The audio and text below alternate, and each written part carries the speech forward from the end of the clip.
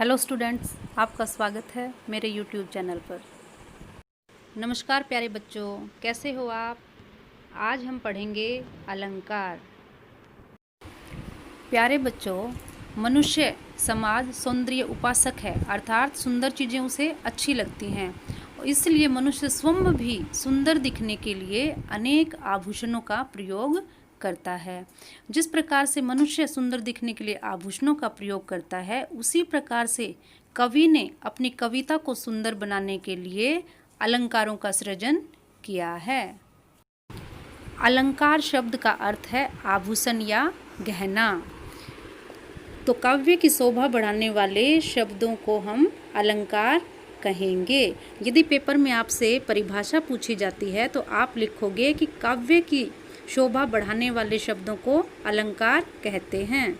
जिस प्रकार नारी के सौंदर्य को बढ़ाने के लिए आभूषण होते हैं, उसी प्रकार भाषा के सौंदर्य के उपकरणों को अलंकार कहते हैं। परिभाषा के बाद पढ़ेंगे हम अलंकार के भेद। अलंकार के 3 भेद होते हैं: शब्दालंकार, अर्थालंकार, उभय अलंकार। आपके पाठ्यक्रम में शब्दालंकार और अर्थालंकार हैं, तो हम इन्हीं दोनों पर चर्चा करेंगे।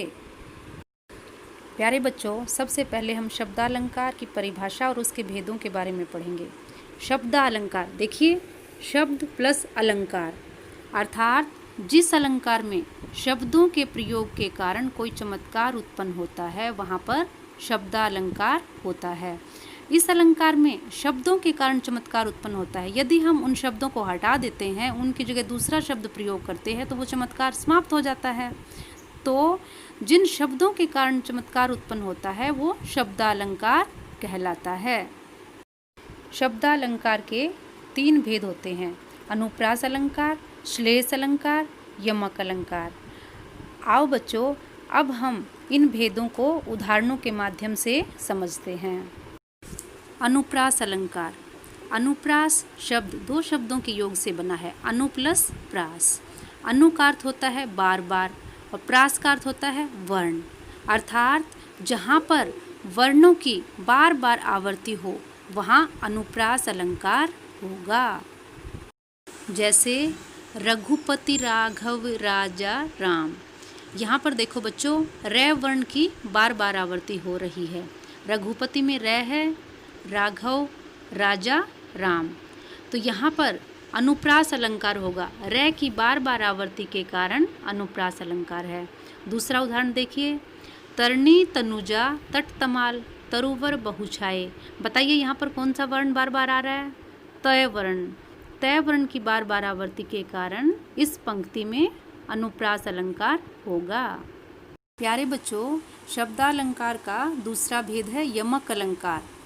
जहाँ एक ही शब्द अधिक बार प्रयुक्त हो, लेकिन अर्थ हर बार भिन्न हो, अलग हो, वहाँ यमक अलंकार होगा। शब्द तो एक होगा, लेकिन वो एक से अधिक बार प्रयुक्त होगा और हर बार उसका अर्थ भिन्न होगा, तो वहाँ कौन सा अलंकार होगा? यमक अलंकार। आओ बच्चों, उदाहरणों के द्वारा यमक अलंकार को समझते हैं। जैसे काली घटा का घमंड घटा। अब यहाँ पर कौन सा शब्द है जो एक से अधिक बार आया? घटा शब्द। घटा शब्द 2 बार प्रयुक्त हुआ है, दोनों बार उसका अर्थ अलग अलग है। पहले बार देखो, काली घटा। ये घटा कौन सी है? बादल। जब आसमान में बादल छाते हैं तो बोलते हैं ना, काली घटा छाई है, तो वो पहले वाला जो घटा शब्द है वो बादल के लिए है। दूसरा है घमंड घटा। घमंड अभिमान, घटा मतलब कम होना। तो प्यारे बच्चों, यहाँ पर देखो, इस पंक्ति में काली घटा का घमंड घटा एक शब्द है, एक से अधिक बार प्रयुक्त हुआ और हर बार उसका अर्थ अलग है, तो यहाँ पर कौन सा अलंकार होगा? यमक अलंकार। यमक अलंकार का एक उदाहरण और देखिए, 3 बेर खाती थी वे 3 बेर खाती हैं। यहाँ पर कौन सा शब्द है जो बार बार आया? बेर शब्द।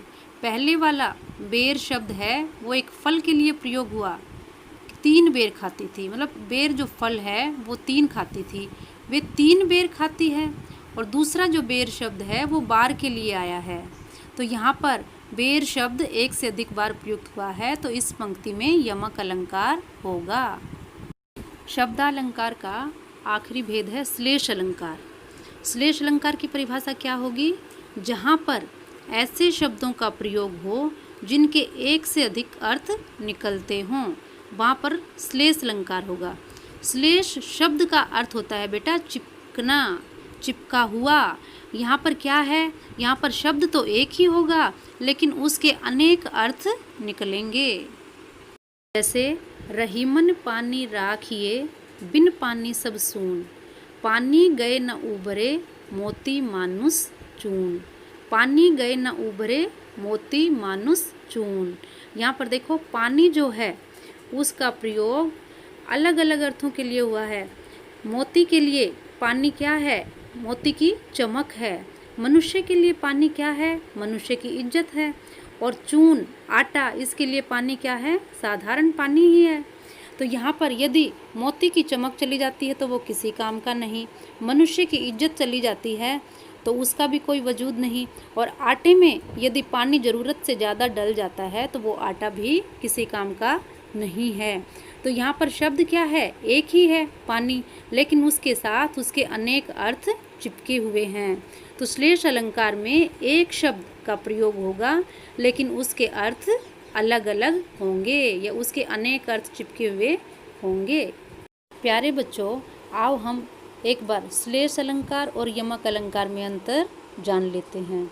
श्लेष अलंकार किसे कहेंगे? श्लेष अलंकार में शब्द एक ही बार प्रयोग होगा लेकिन उसका अर्थ अलग अलग होगा। इसके विपरीत यमक अलंकार, यमक अलंकार में एक शब्द एक से अधिक बार प्रयोग होगा और उसका अर्थ भी अलग अलग होगा। समझ आ गया ना?